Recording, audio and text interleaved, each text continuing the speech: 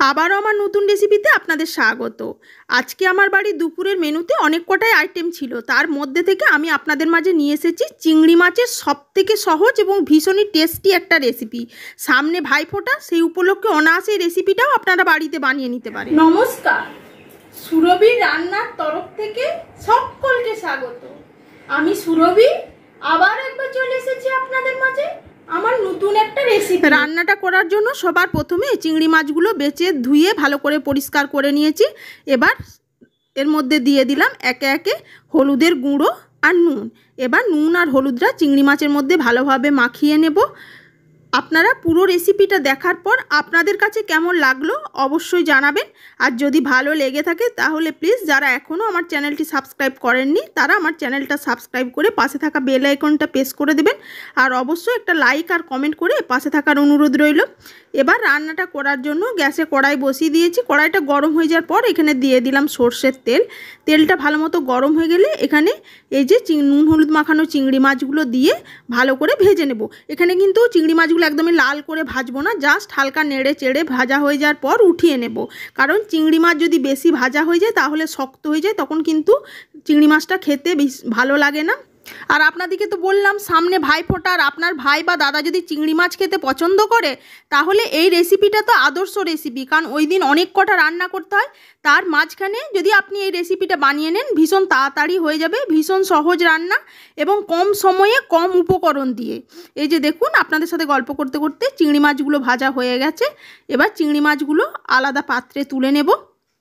আর ওই যে বললাম আমার বাড়িতে অনেক কটা রান্না হয়েছে, তাই একসাথে গ্যাসটাকে অফ না দিয়ে অন্যদিকে গ্যাসে কড়াই বসিয়ে এখানে সর্ষের তেল দিয়ে এখানে একটা বড় সাইজের কুচানো পেঁয়াজ ভাজা হতে দিয়েছিলাম। সেটা আর আপনাদের সাথে দেখানো হয়নি, ওইদিকে চিংড়ি মাছটা ভাজা হওয়ার জন্য। আর এই যে দেখুন পেঁয়াজটা ভাজা হয়ে গেছে। এবার এর মধ্যে একে একে দিয়ে দিলাম আদা রসুন জিরে ধনের পেস্ট আর কাশ্মীরি লঙ্কার গুঁড়ো আর হলুদের গুঁড়ো। আমি এখানে জিরে ধনেটা বাটা ব্যবহার করেছি, আপনারা চাইলে জিরে ধনেটা পাউডারও ব্যবহার করতে পারেন, কিন্তু বাটা মশলা দিয়ে করলে বেশি সুস্বাদু লাগে, সেই কারণে এখানে বাটা মশলার ব্যবহার করা। আর পেঁয়াজটা ভাজার সময় আমি ওখানে স্বাদ অনুযায়ী নুন একবারে দিয়ে দিয়েছিলাম এবং একই সাথে দিয়ে দিলাম আমি এখানে একটা পেস্ট তৈরি করে নিয়েছি। এই যে এই পেস্টটার মধ্যে আছে একটা বড় সাইজের টমেটো, ঝালের জন্য কাঁচা লঙ্কা আর 10 থেকে 12টা কাজু আমি জলে ভিজিয়ে আগে রেখেছিলাম। সেই কাজুটা ওই টমেটোর সাথেই ভালোভাবে বেটে নিয়েছি। নিয়ে সমস্ত কিছু মশলাগুলো দিয়ে এবার মশলাটা ভালোভাবে কষিয়ে নেব। মশলাটা যখন তেল ছাড়তে শুরু করবে তখন এর মধ্যে এই যে ভেজে রাখা চিংড়ি মাছগুলো দিয়ে আরও কিছু সময় ধরে নেড়ে চেড়ে মশলার সাথে মিশিয়ে নেব এবং ঢাকা দিয়ে দেব, তাহলে রান্নাটা হয়ে যাবে।